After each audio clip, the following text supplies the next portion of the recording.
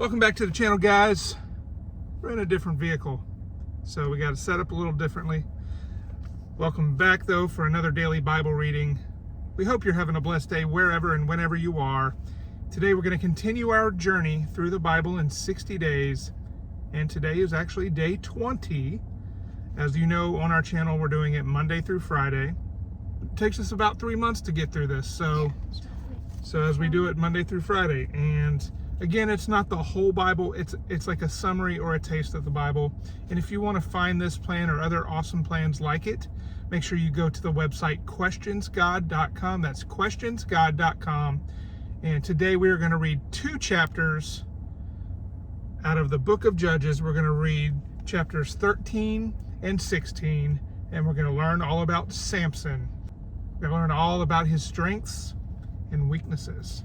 Ian's going to read chapter 13 of Judges, and I'm going to read chapter 16. And that's today's reading today out of the NIV. If you want to follow along, go ahead and do that. The birth of Samson. Again, the Israelites did evil in the eyes of the Lord, so the Lord delivered them into the hands of the Philistines for 40 years. A certain man of Zorah named Manoah from the clan of Danites had a wife who was childless, unable to give birth. The angel of the Lord appeared to her and said, "You are barren and childless, but you are going to become pregnant and give birth to a son. Now see to it that you drink no wine or other fermented drink, and that you do not eat anything unclean.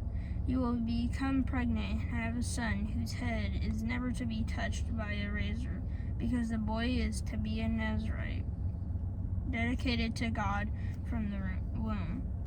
He will take the lead in delivering Israel from the hands of the Philistines."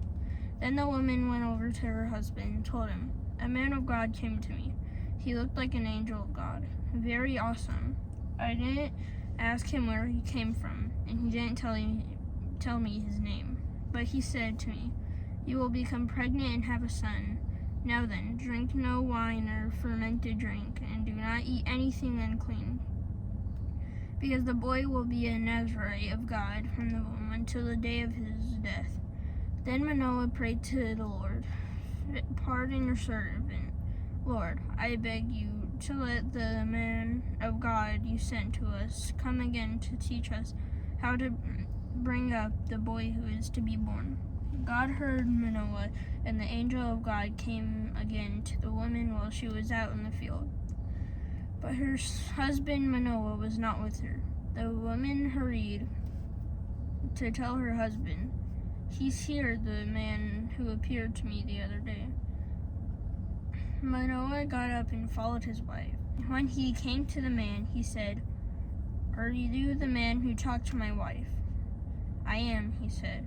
So Manoah asked him, 'When your words are fulfilled, what is to be the rule that governs the boy's life and work?' The angel of the Lord answered, 'Your wife must do all that I have told her. She must not eat anything that comes from the grapevine, nor drink any wine or other fermented drink, nor eat anything unclean. She must do everything I have commanded her.' Manoah said to the angel of the Lord, 'We would like you to stay until we prepare a young goat for you.'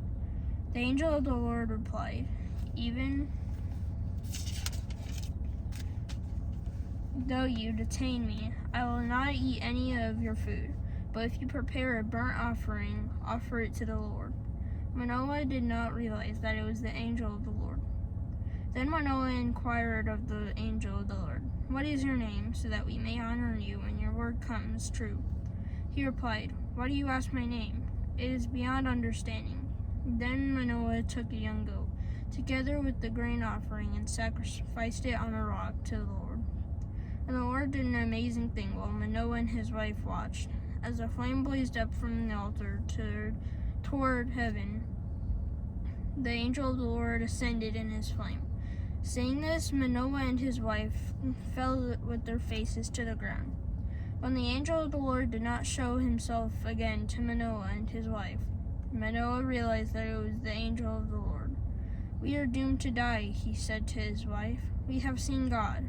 But his wife answered, "If the Lord had meant to kill us, he would not have accepted a burnt offering and grain offering from our hands, nor shown us all these things or now told us this." The woman gave birth to a boy and named him Samson. He grew, and the Lord blessed him, and the Spirit of the Lord began to stir him while he was in Mahanadan, between Zorah and Eshtaol. All right, that was chapter 13. We're going to move over to chapter 16. And this is a very famous story of Samson and Delilah. One day, Samson went to Gaza, where he saw a prostitute. He went in to spend the night with her. The people of Gaza were told, "Samson is here." So they surrounded the place and lay in wait for him all night at the city gate. They made no move during the night, saying, "At dawn we'll kill him." But Samson lay there only until middle of the night. Then he got up and took hold of the doors of the city gate, together with the 2 posts, and tore them loose, bar and all. He lifted them to his shoulders and carried them to the top of the hill that faces Hebron. Sometime later, he fell in love with a woman in the valley of Sorek, whose name was Delilah. The rulers of the Philistines went to her and said, "See if you can lure him into showing you the secret of his great strength and how we can overpower him, so we may tie him up and subdue him. Each one of us will give you 1,100 shekels of silver." So Delilah said to Samson, "Tell me the secret of your great strength and how you can be tied up and subdued." Samson answered her, "If anyone ties me with 7 fresh bowstrings that have not been dried, I'll become as weak as any other man." Then the rulers of the Philistines brought her 7 fresh bowstrings that had not been dried, and she tied him with them. With men hidden in the room, she called to him, "Samson, the Philistines are upon you." But he snapped the bowstrings as easily as a piece of string snaps when it comes close to a flame. So the secret of his strength was not discovered. Then Delilah said to Samson, "You have made a fool of me. You lied to me. Come now, tell me how you can be tied." He said, "If anyone ties me securely with new ropes that have never been used, I'll become as weak as any other man." So Delilah took new ropes and tied him with them. Then, with the men hidden in the room, she called to him, "Samson, the Philistines are upon you." But he snapped the ropes off his arms as if they were threads. Delilah then said to Samson, "All this time you have been making a fool of me and lying to me. Tell me how you can be tied." He replied, "If you weave the 7 braids of my head into the fabric on the loom and tighten it with the pin, I'll become as weak as any other man." So while he was sleeping, Delilah took the 7 braids of his head, wove them into the fabric, and tightened it with a pin. Again she called to him, "Samson, the Philistines are upon you." He woke from his sleep and pulled up the pin and the loom with the fabric. Then she said to him, "How can you say, 'I love you,' when you won't confide in me?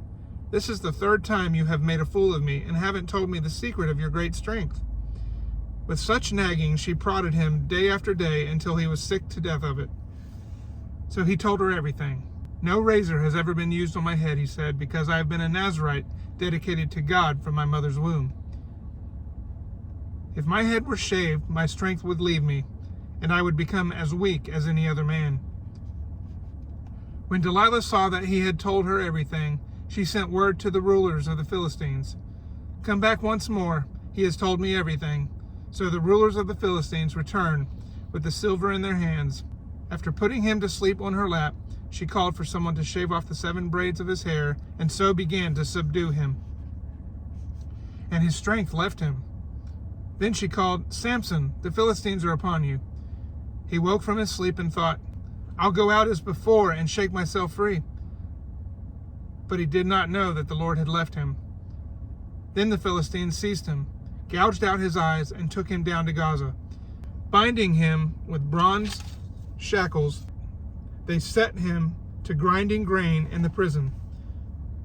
But the hair on his head began to grow again after it had been shaved. The death of Samson. Now the rulers of the Philistines assembled to offer a great sacrifice to Dagon, their god, and to celebrate, saying, "Our God has delivered Samson, our enemy, into our hands." When the people saw him, they praised their God, saying, "Our God has delivered our enemy into our hands, the one who laid waste our land and multiplied our slain." While they were in high spirits, they shouted, "Bring out Samson to entertain us."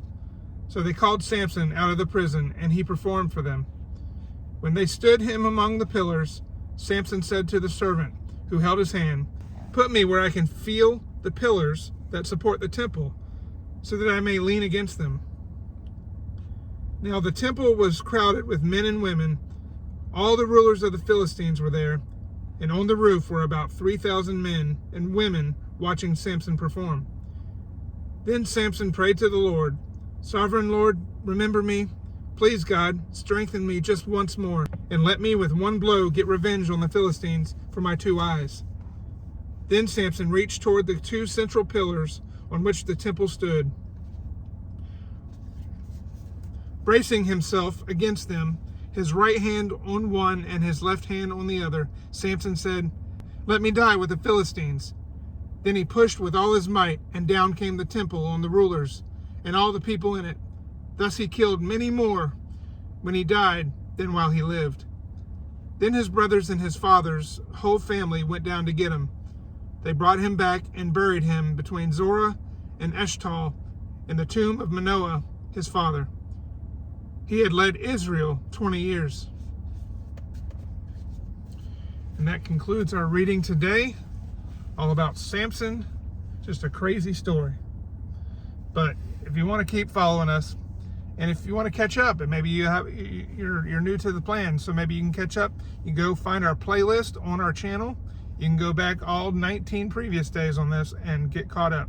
But we'll continue Monday through Fridays, and we'll do some fun family videos on the weekends. But until next time, God bless. So there's 8 weeks left. I guess.